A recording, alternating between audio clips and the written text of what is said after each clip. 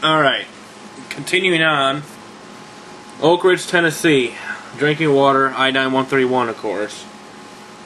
Keep in mind, the maximum contaminant level for iodine 131 in drinking water is 3 picocuries per liter. Oak Ridge, Tennessee, 0.63. Oak Ridge, Tennessee, collected at 3 sites, March 29th, 0.28, 0.20, 0.18. Chattanooga, Tennessee, 1.6. It might be below the maximum, but you know what? It's still dangerous. Okay? Radiation is radiation. And again, it's just only going to increase as this stuff still continues to make its way over here. Helena, Montana, 0.18. Columbia, Pennsylvania, 0.20. Cincinnati, Ohio, collected on March 28th, 0.13. Pittsburgh, Pennsylvania, collected 328.36. East Liverpool, Ohio, collected March 30th, 0.42. Painesville, Ohio, collected March 29th, 0.43. Denver, Colorado, collected March 30th, 0.17. Detroit, Michigan, collected March 31st, 0.28. We just had a nice little rainstorm here around that time last week, so Trenton, New Jersey, collected 331.38. Watertown, New Jersey, collected 331.38. Muscle Shoals, Alabama, collected 331.16. Believe me, I really think this stuff is going to increase as the days progress. Reports in times past, couple days past, saying that all of this over there in Japan is beyond their control. The salt has dried up from the salt water they were using trying to cool these reactors, and now it's just corroding over there.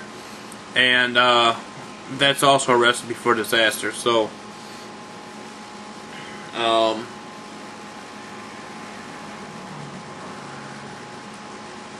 in the data released Friday, iodine 131 was found in rainwater samples from the following locations. This was Friday, so this would have been April the 8th. Salt Lake City, Utah, collected March 17th, and this was reported Friday, so it goes to show how long they've had this information before they released it. 8.1 picocuries per liter. Montgomery, Alabama, collected 3.7, March the 30th. Boston, Massachusetts, March the 22nd, 92 picocuries per liter. Maximum's 3. Boise, Idaho, collected March 27th, 390 picocuries per liter. This is iodine 131.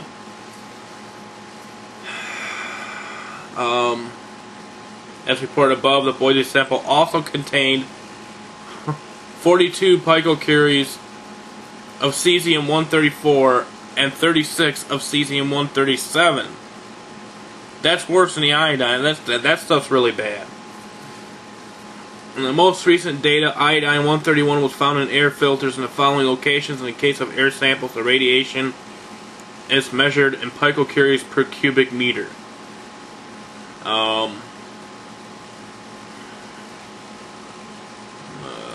Let's see.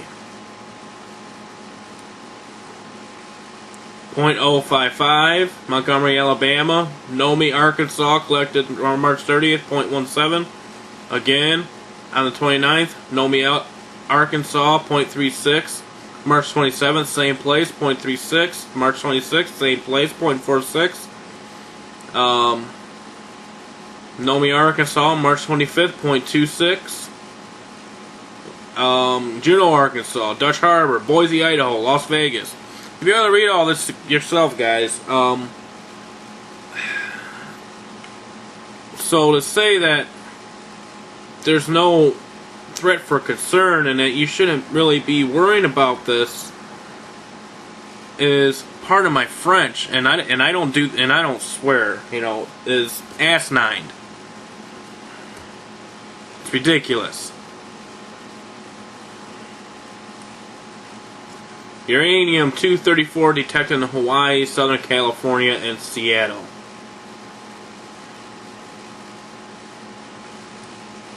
Unbelievable. So that is basically the update I have for you. The links will be posted below. As far as the Japan situation goes. Alright. I'll also post a link to a radio show you can listen to that talks about this very same thing. Survive to Thrive. Very informative, I do believe. Alright, from Extinction Protocol 2012 and beyond. Magnetic field anomalies and signs of farther field declination.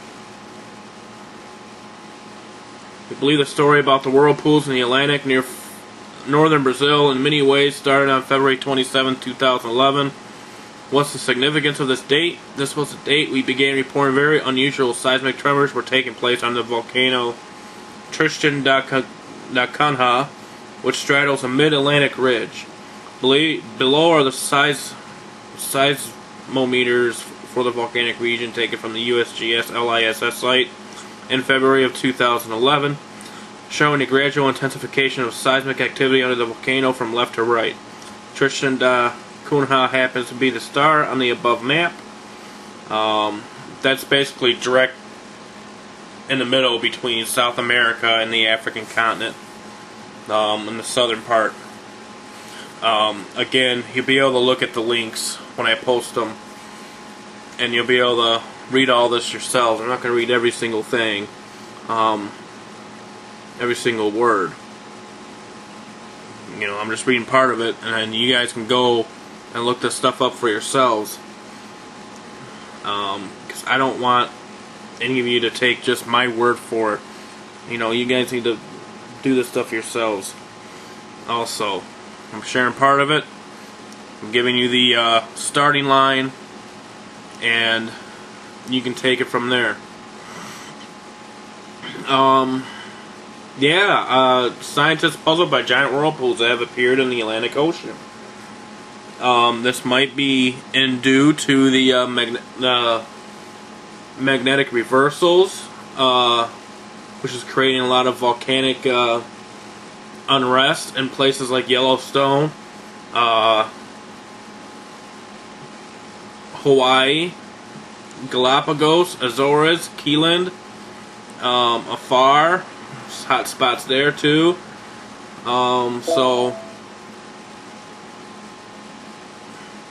But U.S. scientists discovered 2 giant whirlpools in the Atlantic Ocean off the coast of Guyana and Suriname.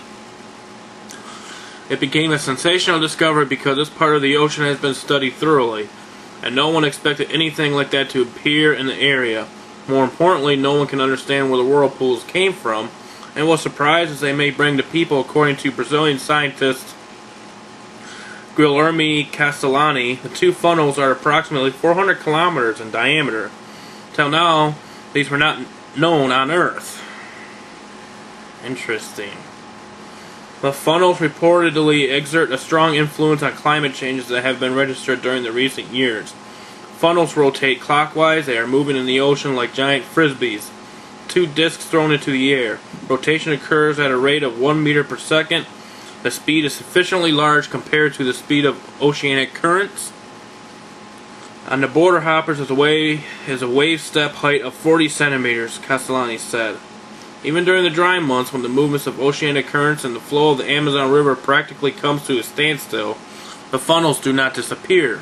Therefore, the nature of the funnels does not depend on the flow of water, which one of the world's biggest rivers brings into the ocean.